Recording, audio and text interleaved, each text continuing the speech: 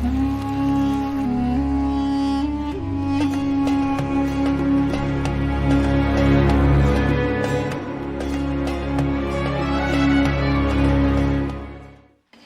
धर्मज्ञान के दर्शकों का स्वागत है। मैं हूं आपके साथ कविता राणा।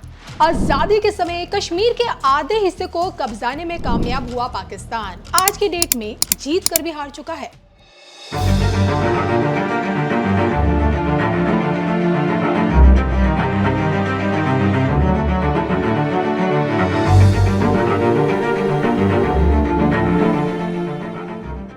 कश्मीर की जिस हिस्से पर जिन्ना ने अपनी नापाक नजर डाली, पाकिस्तानी हुकूमत और आर्मी ने आज उसे पूरी तरह से गर्त में पहुंचा दिया।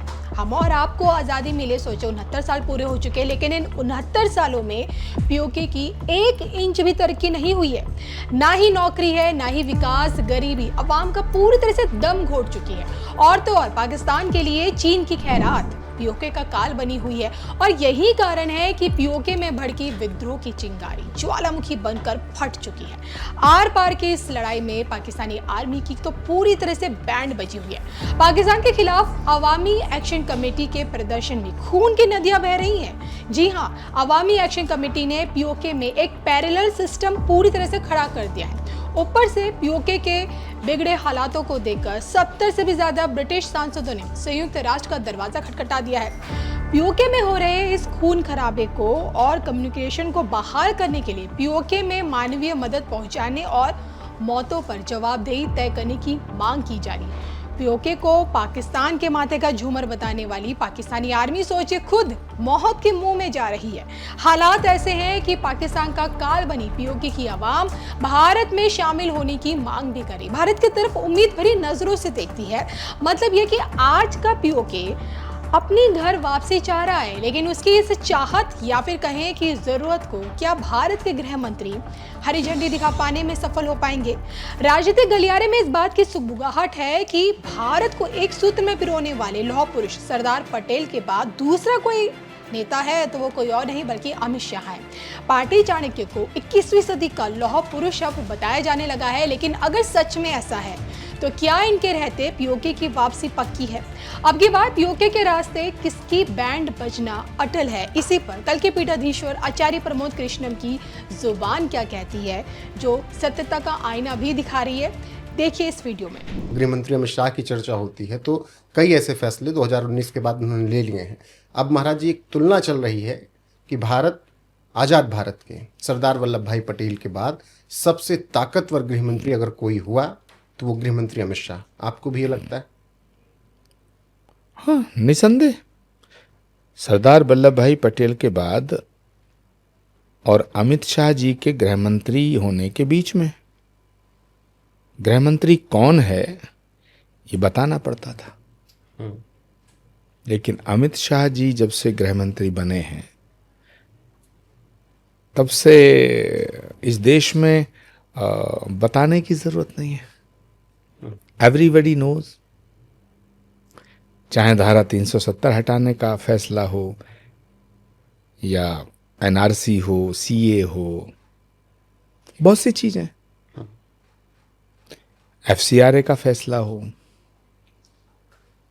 और जो फैसले कुछ रह गए हैं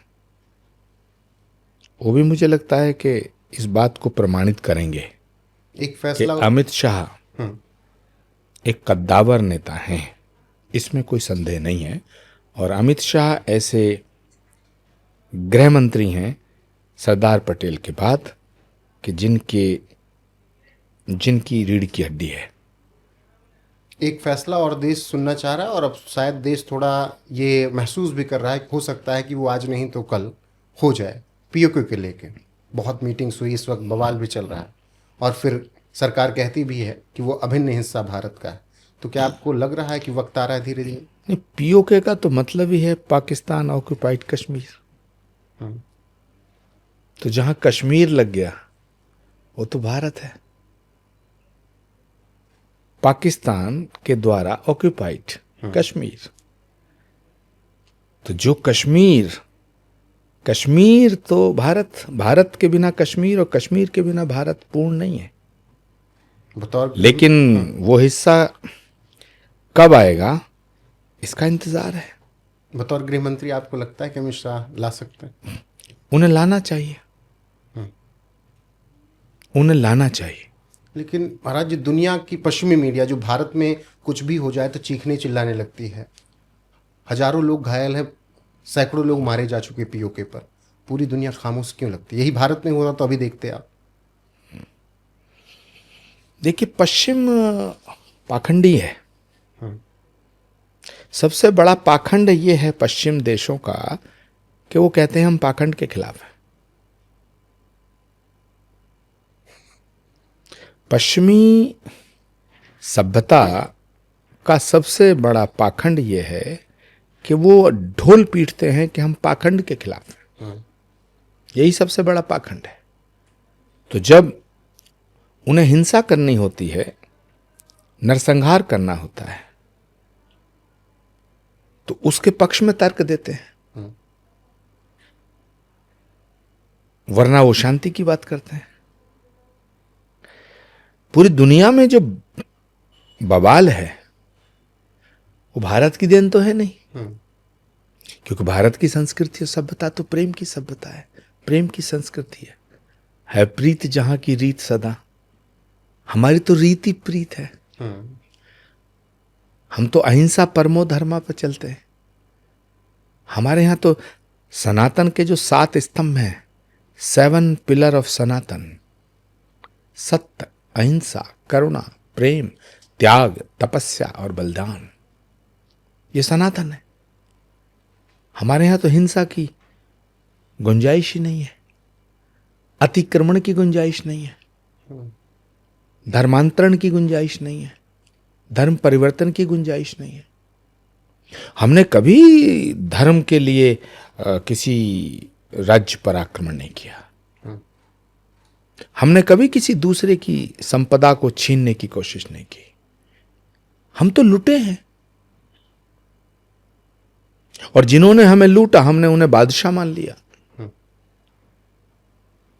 जिन्होंने हमारा घर फूंका, जिन्होंने हमारा घर तोड़ा, जिन्होंने हम पर कब्जा किया, जिन्होंने हमारी अस्मिता को रौंदा, हमने उनकी हुकूमत कबूल कर ली,